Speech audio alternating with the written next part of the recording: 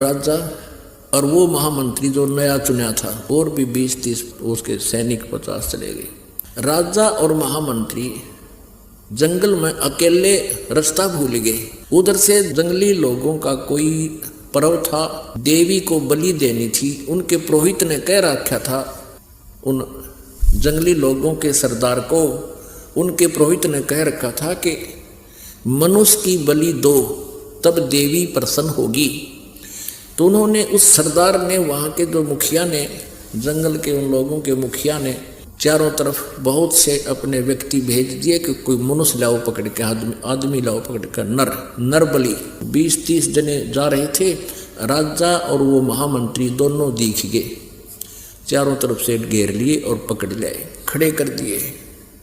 अब पुरोहित ने कहा कि इनके अंग देखो, कोई अंग भंग ना हो, पूर्ण हो ये, नहीं तो पूजा अधूरी रह जाएगी। काना ना हो, लंगड़ा लूला ना हो, हाथों की उंगलियां पूरी हो। अब वो लागे फिर उसकी चेकिंग करने, वो निरीक्षण करके देखा कि एक आदमी की उंगली कट रही है, ये उंगली नहीं है। पुरोहित ने कहा कि इसकी बलि नहीं स्वीकार होगी। वो राजा तो छोड़ दिया, वो दूसरा पूरा था, वो चापलूस ने बोला जी ये ओके है कि इसको कर दो काम, वो काट दिया। वो चापलूस तो कर दिया काम, वो काट दिया। राजा बच गया। अब राजा ने तो वहीं से स्पीड ठोक दी और पहुंचा घर पे।